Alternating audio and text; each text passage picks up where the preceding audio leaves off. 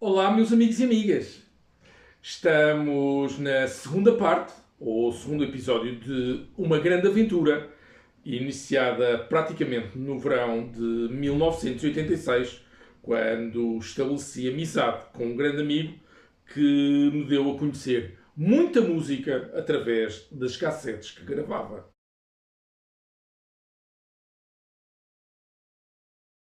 Numa dessas cassetes estava Highway Star, dos enormes Deep Purple, tendo sido dessa forma que passei a identificar e talvez reconhecer o fantástico disco Made in Japan,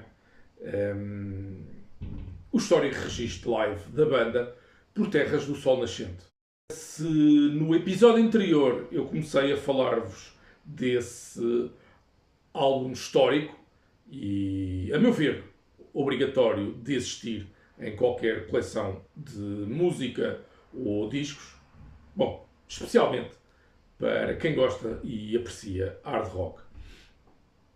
Eu também vos confidenciei alguns tiros que falharam o alvo na procura desse título. Um deles foi o Live in Japan, a caixa com 3 CDs, com os concertos de Osaka e Tóquio, que deram origem a esse fantástico Made in Japan.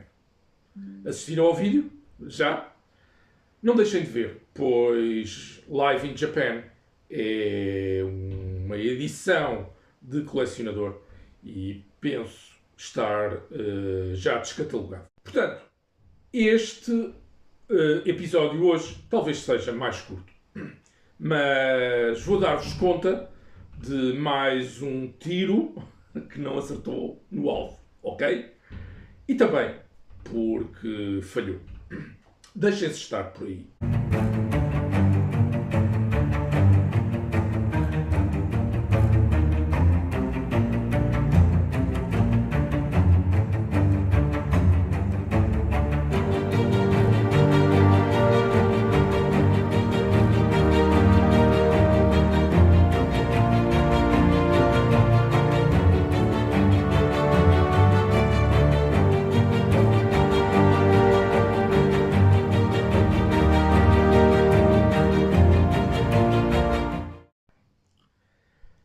Amigos e amigas, quantos de vocês conhecem a banda Deep Purple?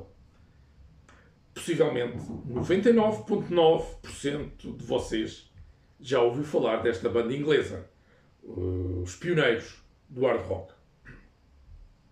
E quantos de vocês apreciam a sua música?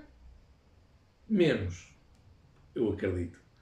O tipo de som que tocam e as músicas que compõem não são para todos os ouvidos. O hard rock é um género musical que eu aprecio imenso e muito mais do que o rock dito clássico.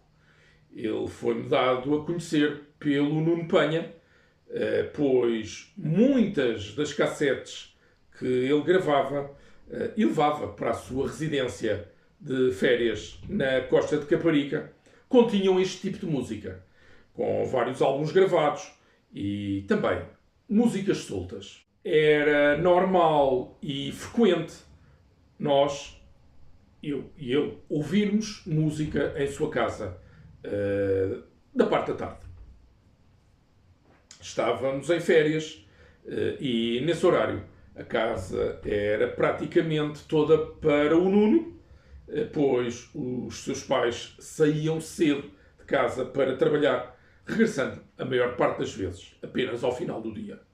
Por outro lado, estando nós em pleno verão, as nossas tardes eram praticamente todas de horário livre, pois o calor era insuportável para andarmos na rua. E como as manhãs eram passadas na praia, só havia tempo para ouvirmos música à tarde, após o almoço. Nos finais de tarde, ou íamos para a praia, ou o mais frequente era darmos passeios de bicicleta. Muito embora o Nuno gostasse bastante de ficar em casa, tendo a capacidade de se entreter sozinho. Também não posso esquecer-me que, por esses tempos, a televisão portuguesa transmitia o programa Countdown nas emissões experimentais de televisão via satélite, a Europa TV. Esta Europa TV era um consórcio de estações de televisão de 5 países e a Rádio Televisão Portuguesa fazia parte desse consórcio. Mais tarde, com o fim da Europa TV, o programa Countdown extingue-se, dando origem a um canal único dedicado exclusivamente à música, chamado Music Box, que era uma versão especial de origem italiana do canal original europeu, Music Box, que existia já desde 1984 e durou até 1987, penso. Assim, fosse o que fosse que estivéssemos a fazer, o Nuno e eu parávamos tudo para podermos assistir ao Countdown. Bom, mas ainda é cedo para vos falar desse programa que me deu a conhecer, e também ao Nuno, evidentemente, muita música nova que veio a ser do meu apreço e agrado. Mas voltando ao Nuno e às suas cassetes, numa delas estava Highway Star, uma música que eu viria a saber ser um dos grandes sucessos de Deep Purple e com a qual a banda abria a maior parte dos seus espetáculos, pelo menos na década de 70 e de 80. Como esta música estava, digamos assim, perdida na cassete, ou seja, não havia isto que eu me recordo. Qualquer outra da banda na cassete, na fita, eu mantive-me assim na ignorância do disco da qual ela foi retirada. Isto durante alguns anos. Aos poucos fui descobrindo Deep Purple e a sua música, apreciando muito o tipo de som que tocava. Mas essa descoberta aconteceu praticamente após eu ter entrado para a universidade. Até lá tinha tido algumas, como dizer, experiências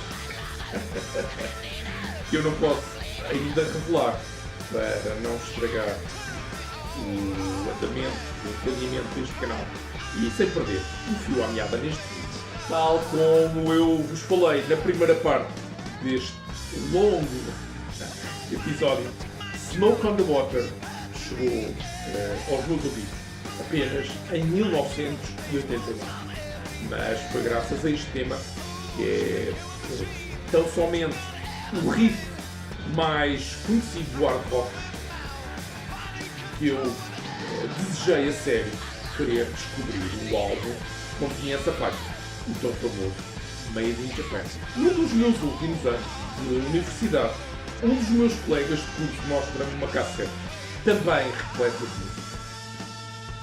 E reparem, durante muitos anos as cassetes eram o meio mais comum de divulgação de música. Ninguém emprestava discos e os CDs não estavam ainda bem massificados no mercado, além de serem caros. Assim, quem gostava de música gravava os discos em cassetes e estas eram assim facilmente transportadas para todo lugar. Quem se recorda dos Walkman? Eram os leitores portáteis de música por excelência. Cassetes, não é? Pois não havia outra forma.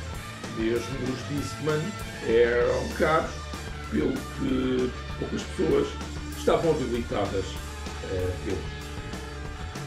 E caso não se lembrem ou não sejam desses tempos, os autorrádios não dispunham ainda de leitura e reprodução de CDs. Mas dizia eu que um dos meus colegas mostra uma cassete com música que eu praticamente desconhecia. O HF, recordo perfeitamente, também a AC/DC, que era a banda preferida dele, e lá pelo meio, duas músicas de Deep Purple, outra vez. Uma delas, não posso dizer qual é, qual era, pois isso iria estragar o vídeo de hoje, ou até lançar. No entanto, a outra pertencia ao tal álbum que eu viria a adicionar aqui. Smoke on the Water, novamente. Pelo meu lado, a minha coleção de discos começava a crescer, muito por conta do interesse que eu passei a manifestar em CDs. Confesso que nunca deixei de ter discos de vinil, mas a partir da década de 90, poucos discos de vinil havia à venda nas lojas. Em Lisboa era praticamente apenas a loja Hipódromo que os tinha, ocupando um cantinho do seu também reduzido espaço nas galerias comerciais localizadas perto da Casa da Moeda. E agora não consigo recordar-me do nome dessas galerias. Mas confesso que os CDs deslumbravam, pois passei a encontrar tudo o que queria e gostava nesse formato. Aliás, a minha coleção de discos tem uns quantos milhares de títulos, muito contra os discos digitais. Além do mais, sempre que uma edição limitada, especial, uma impressão nos olhos, da vista, peço desculpa. Sempre que uma edição limitada, especial, enfim, ou algo assim, fora do comum, era lançada, era em formato digital. Naturalmente, atendendo a isto, eu não tenho nada contra os CDs, muito pelo contrário.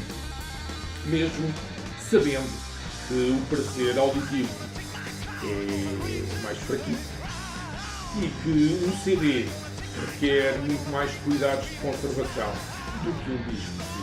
Mas pronto, passei também pela febre de ter discos digitais, pelo que tudo o que encontrava e trazia comigo era nesse formato.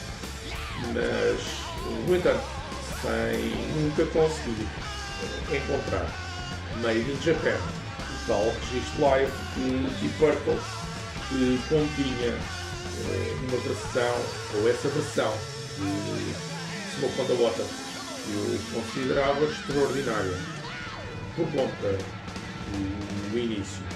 Para quem assistiu já ao vídeo anterior sobre Live in Japan, certo se recorda de eu ter referido que, apesar do alinhamento dos espetáculos ser praticamente o mesmo em cada um dos três discos, havia, no entanto, algumas diferenças.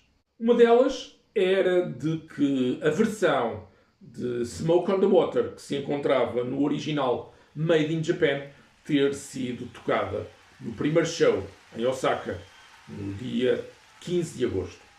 No entanto, o disco 1 de Live in Japan omite essa faixa, por uma questão de espaço. Assim, mesmo tendo eu já adquirido a edição com os três discos, Live in Japan, eu queria mesmo era o Made in Japan, para ter o prazer de ouvir novamente essa versão fabulosa de Smoke on the Water, bastante diferente das que se encontram na caixa especial de coleção. Não pude, no entanto, resistir à oportunidade quando encontro, já não sei onde, Made in Japan, amigos e amigas.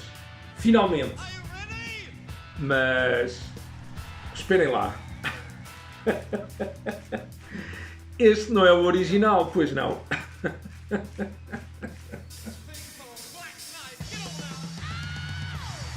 Não, óbvio que não.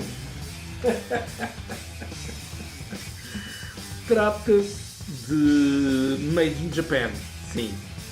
Mas é a versão remasterizada num duplo CD. E para se diferenciar, este tem uma capa diferente. Preta. E vocês, meus queridos amigos e amigas, têm este ou apenas o Made in Japan? Versão original. Aquilo que eu tinha pensado e comentei convosco quando encontrei o Live in Japan, voltei a considerar aqui quando encontrei esta, digamos assim, versão. Prefiro ter este, ainda que seja uma edição remasterizada, do que não ter nenhum. Tal como eu vos disse na primeira parte desta aventura, Deep Purple é uma banda extremamente colecionável e tem um catálogo riquíssimo, muito vasto. Não admira, pois, que a EMI Records, a editora da banda, queira explorar este filão, lançando no mercado desde compilações, discos especiais, até às edições comemorativas, ou as chamadas Deluxe Editions. Tudo serve para as editoras ganharem mais uns cobres que, no caso dos discos, podem representar pequenas fortunas. Made in Japan, versão remasterizada. Vamos chamar VR, ok? Para facilitar. Foi editado em 1998 e, embora eu não consiga mesmo recordar-me de onde o trouxe, o sticker aqui menciona o preço na moeda portuguesa antiga, antes de termos adotado o euro. 1590 escudos, o que representa quase o equivalente a 8 euros. Barato, não é? Ou será que não? Por isso, este disco terá sido adquirido entre 1998 e o ano 2001. O euro entrou em vigor a 1 de janeiro de 2002, caso não saiba. E atendendo aqui ao valor em questão, eu terei trazido este disco de um supermercado ou de uma qualquer loja de conveniência dos postos de abastecimento de combustível. Antigamente havia discos também nestes estabelecimentos. Eu disse que a capita de Made in Japan VR, remasterizada, era diferente da que consta na versão original. Certo?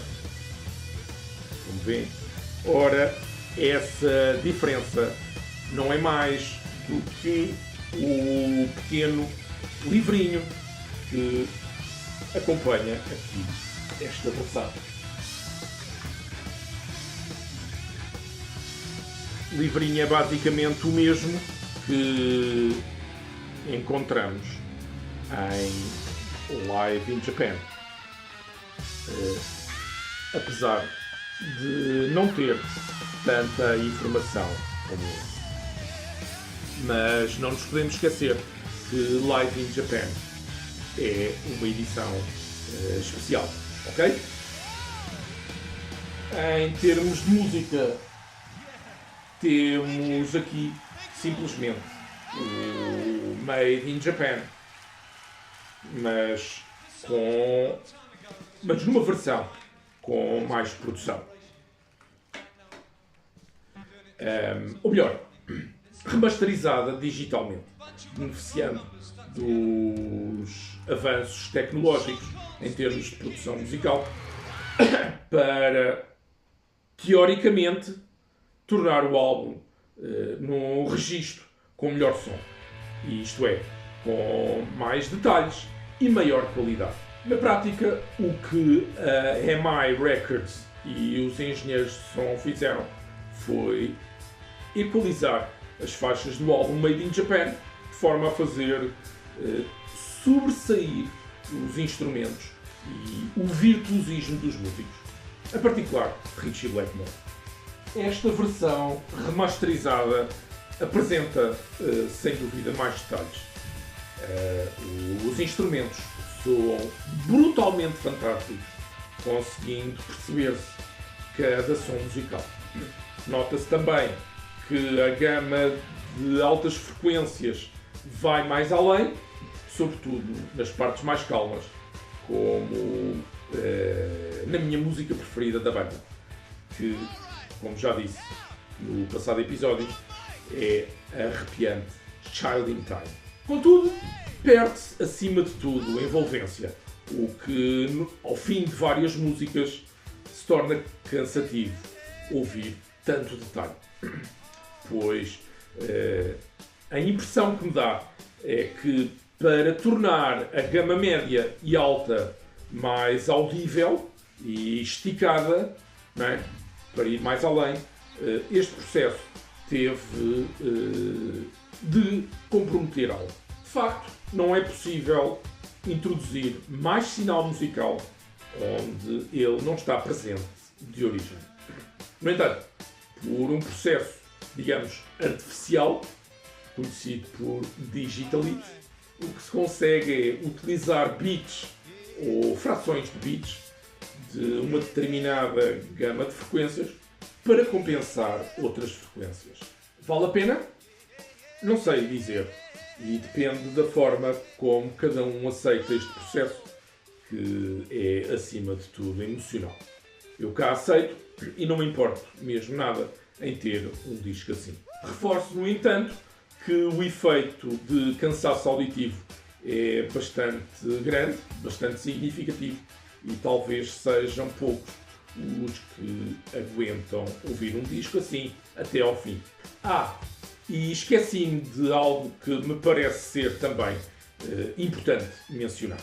Eu tenho a impressão de que a voz de Ian Gillan perde um pouco a sua aspereza natural, tornando-se agora, aqui neste disco, bem mais suave e sem aquele carácter agressivo que é característico do vocalista. Dá-me a ideia também que as palmas da assistência soam bem menos naturais. Portanto, sei lá, a impressão de terem sido gravadas à parte e colocadas no disco em ponto-chave. Enfim, é o que é. E atendendo a que Made in Japan VR me custou menos de 8€, não há o que me queixar. No entanto, digital por digital, eu prefiro muito mais o Live in Japan. Está com um som, enfim, mais natural, menos artificial, menos esticado. Onde este álbum brilha, de facto, e faz valer a pena, é, acima de tudo, o facto de serem 2 discos.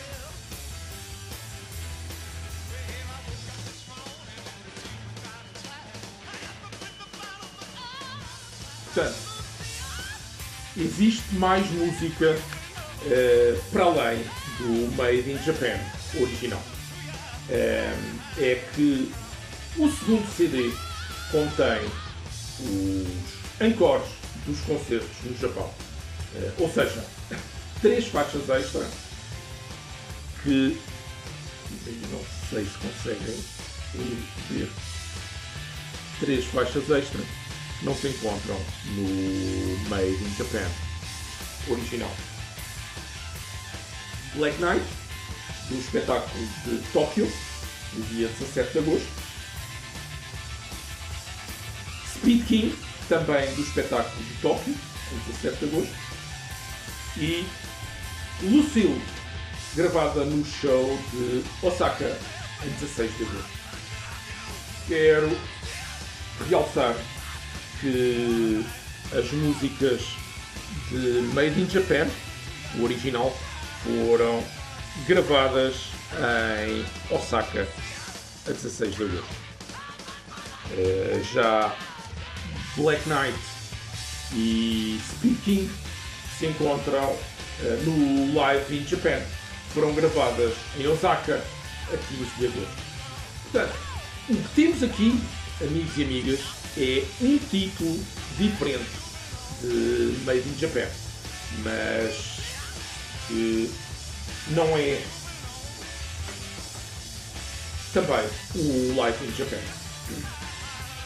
Se para vocês isto significa não ser carne ou peixe, uma grande confusão, talvez vocês tenham razão e assim este disco não nos diz nada. Já para mim, e sendo eu um colecionador, dou importância enorme a estes detalhes e curiosidades.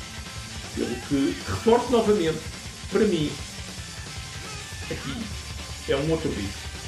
Talvez mais um, mas que eu considero fabuloso ao ter mais um registro de uma banda que é muito querida. Lá está, Made in Japan é um disco absolutamente obrigatório de se ter. E se não é o original ou o genuíno, seja lá em que formato ele estiver, analógico ou digital, versão remasterizada, ou Deluxe Edition, uma Anniversary Edition, pouco ou nada retira aquilo que eu disse desde o episódio passado. Agora, como é que eu sei tudo isto? Talvez vocês possam perguntar. É o que eu irei contar no desfecho de toda esta história no próximo episódio. Ou melhor, na terceira parte deste episódio. Por isso, espero contar convosco para assistirem ao que eu irei falar e contar. Por hoje é tudo e desejo-vos boas audições. Muito obrigado por assistirem aos vídeos que eu publico aqui em Francis Music Band. Beijos e abraços, amigos e amigas. Fiquem bem. E boas férias para quem estiver em tempo de descanso.